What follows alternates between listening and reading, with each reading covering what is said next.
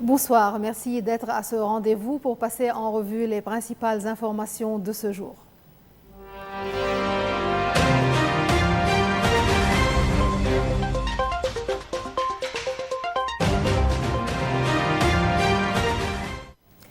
Une visite attendue et importante, celle de Morgan Ortagus, l'émissaire américaine qui sera bientôt à Beyrouth. Elle apporte avec elle un plan américain à la fois ambitieux et controversé. Selon des informations journalistiques, ce plan comporte un plafond élevé d'exigences touchant aux dossiers politiques, sécuritaires et économiques les plus sensibles du pays. Washington exigerait un contrôle exclusif de l'État libanais sur les armes du Hezbollah et les camps palestiniens. Le plan prévoit également des réformes urgentes et la délimitation des frontières avec Israël et la Syrie. Un calendrier d'exécution précis serait même proposé avec sanctions ou conséquences en cas de blocage. Sur un autre plan, celui-ci médical, et dans le cadre de ses activités, le service de pédiatrie de l'Hôtel-Dieu de France a tenu une nouvelle édition de sa journée annuelle dédiée à la santé et aux soins de l'enfant. Cette journée a permis de mettre en lumière les avancées récentes dans le domaine des soins pédiatriques. Les interventions ont porté sur les dispositifs de protection de l'enfance ainsi que sur le rôle du psychiatre face aux situations de maltraitance. Le Centre médical universitaire de l'Hôtel-Dieu de France accueille ce 10 mai 2025 la journée annuelle de pédiatrie, réunissant pédiatres, infirmiers et d'autres professionnels de santé autour d'une thématique majeure, la pédiatrie infantile au Liban. Cette année, le programme met en lumière 3 thématiques successives, la néphro-urologie, la néonatologie et également la transition vers l'âge adulte. Des experts viendront partager leurs expériences, leurs recherches et des pistes de réflexion nouvelles face aux enjeux actuels de la médecine pédiatrique au Liban. Donc c'est une occasion pour donner tout ce qui a été appliqué pendant la dernière année comme nouveauté médicale dans le monde. Parce que vous savez, à l'Hôtel-Dieu, nous sommes quand même un département de pédiatrie universitaire, de référence tertiaire, et donc on fait beaucoup de traitements de pointe, on utilise beaucoup la technologie nouvelle. Et donc, pour la communauté pédiatrique, c'est un moment pour apprendre des choses nouvelles et pour rester en contact avec nous et nous avec eux, pour améliorer le système de santé de la pédiatrie. Comme toujours, le succès de cet événement repose aussi essentiellement sur la présence des laboratoires scientifiques et leur soutien financier. Donc, journée riche en émotions, en échanges, en découvertes et en collaboration.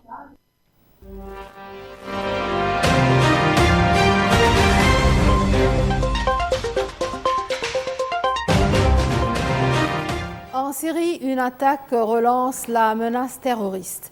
Le groupe État islamique a revendiqué sa première action contre les nouvelles forces gouvernementales depuis la chute de Bachar el-Assad. C'est dans la province de Souaïda, au sud du pays, qu'un engin explosif a été déclenché contre une patrouille militaire. Un homme a été tué et 3 soldats blessés. Le communiqué de l'État islamique marque un tournant. C'est la première attaque revendiquée contre le pouvoir syrien. L'Observatoire syrien des droits de l'homme précise que la victime civile accompagnait les forces syriennes dans cette zone désertique. Vaincu militairement en 2019, le groupe État islamique continue d'agir dans l'ombre. Ses cellules dormantes attaquent régulièrement dans le nord-est du pays. Lundi, une cellule lourdement armée a été démantelée près de Damas. 10 jours plus tôt, une opération à Alep a entraîné la mort de 3 djihadistes et d'un agent de sécurité. Le président américain Donald Trump a récemment exhorté le nouveau pouvoir syrien à coopérer pour contenir toute résurgence de l'État islamique. Une menace persistante qui rappelle que la stabilité en Syrie reste précaire malgré le changement de régime. Gaza souffre d'un nouveau durcissement de ton. Le ministre israélien de la Sécurité nationale, Itamar Ben-Gvir, a appelé à frapper Gaza avec toute la force nécessaire. Dans un message adressé à Benjamin Netanyahou, Itamar Ben-Gvir dénonce le refus du Hamas d'accepter la nouvelle proposition américaine de cessez-le-feu. Selon lui, il est temps d'y aller sans sourciller pour détruire totalement le Hamas. Cette nouvelle proposition prévoit une trêve de 60 jours pouvant aller jusqu'à 70, une tentative de mettre un terme à près de 20 mois de guerre dans la bande de Gaza. Caroline Leavitt, la porte-parole de la Maison-Blanche, a annoncé qu'Israël avait accepté cette proposition. Mais côté palestinien, les réactions sont glaciales. L'un des dirigeants du Hamas, Bassem Naïm, l'a rejetée. Elle perpétue l'occupation, les meurtres et la famine, a-t-il déclaré.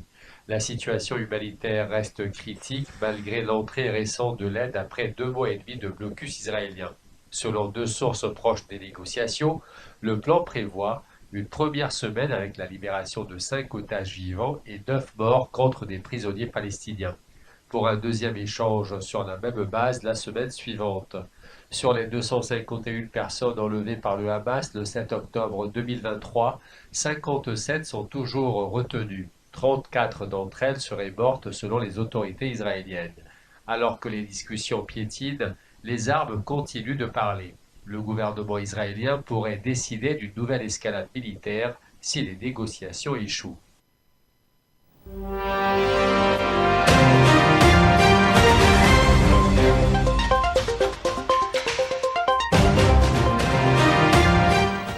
Sous pression internationale, l'Ukraine se dit prête à retourner à la table des négociations, mais à une condition, recevoir de Moscou un mémorandum clair sur ses intentions de paix. Le chef de l'administration présidentielle ukrainienne, Andrei Lermark, insiste. Nous voulons une discussion constructive. Il est essentiel que la Russie précise sa position. Lors du premier cycle de négociations à Istanbul, seul un échange de prisonniers avait été obtenu. Depuis, Kiev accuse Moscou de manœuvres dilatoires. Volodymyr Zelensky a estimé que la Russie veut faire durer la guerre. Elle rend chaque tentative de dialogue vide de sens. Du côté du Kremlin, on rejette l'exigence ukrainienne. La Russie promet d'envoyer la même équipe que celle du 16 juin, jugée peu crédible par Kiev. Les conditions russes restent inchangées, renoncement à l'OTAN et reconnaissance de l'annexion de 5 régions. Emmanuel Macron a déclaré depuis Singapour que c'est un test de crédibilité pour les Américains. Si la Russie refuse la paix, Washington doit prendre ses responsabilités. Donald Trump, qui s'était rapproché de Moscou, durcit désormais le ton. Il qualifie Vladimir Poutine de fou, mais critique aussi Volodymyr Zelensky pour son manque de souplesse. Pour sa part, l'ambassadeur américain adjoint John Kelly a affirmé « Si Moscou persiste, nous réévaluerons notre engagement. Ce n'est dans l'intérêt de personne de continuer cette guerre. » Et sur le terrain, la guerre continue. Moscou affirme avoir progressé à l'est et au nord-est du pays. Pendant que les diplomates négocient, les armes, elles, ne se taisent pas. En Inde, dans la terre rouge de Kolhapur, des silhouettes s'agitent dès l'aube. Ce ne sont pas de simples sportifs, mais les héritiers d'une tradition vieille de plusieurs millénaires, le kushti, la lutte indienne sacrée. Torse nu, couvert d'huile de moutarde et de sable, ils s'affrontent selon des règles ancestrales. Ici, pas de coups ni d'étranglement, seul contre le sol et les 2 épaules de l'adversaire. À Shirwal, petite ville de l'ouest de l'Inde, des centaines de personnes se pressent derrière les barrières. Le spectacle est populaire, presque sacré. Et pour les plus talentueux, c'est une porte d'entrée vers les Jeux Olympiques.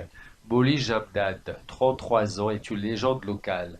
Son quotidien, entraînement à l'aube, discipline stricte et alimentation gargantuesque. 70 blancs d'œufs, 5 kg de viande de chèvre, 21 litres de lait par semaine. Il doit peser au moins 120 kg pour affronter les géants de sa catégorie. Dans son talim, plus d'une centaine de lutteurs, certains à peine âgés de 10 ans, mènent une vie d'ascète. Tabac, alcool et téléphone y sont proscrits. Ici, on vénère Hanuman, dieu de la force. Grâce à ce vivier, l'Inde récolte des médailles olympiques. Dernier en date, Aman Shehrawat, médaillé de bronze à Paris en 2024. Les tournois peuvent rapporter jusqu'à 1 700 $, bien plus que le revenu moyen agricole. Une fierté pour les familles rurales. Pour Modi Jamdad, cette terre n'est pas seulement un terrain de combat, elle est sacrée. Et tant qu'elle existera, le kushti vivra. Et maintenant de la culture pour toute la semaine avec l'agenda culturel.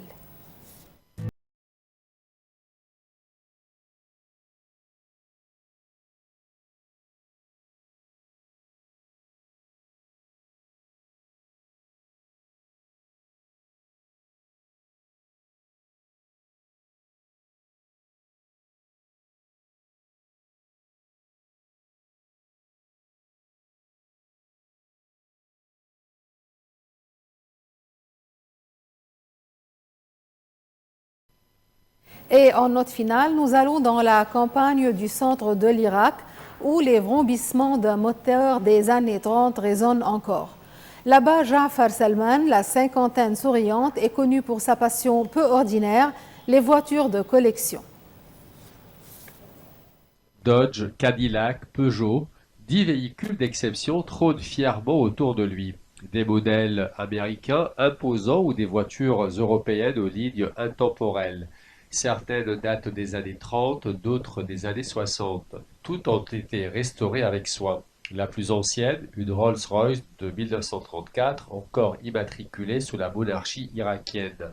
Ja'far Salman évoque sa passion avec beaucoup de fierté. Il dit « J'adore les voitures de collection. C'est ma manière de préserver le patrimoine irakien. » Pour réparer ses trésors, il commande parfois des pièces aux États-Unis. 4 à 5 mois d'attente et parfois plusieurs milliers de dollars investis.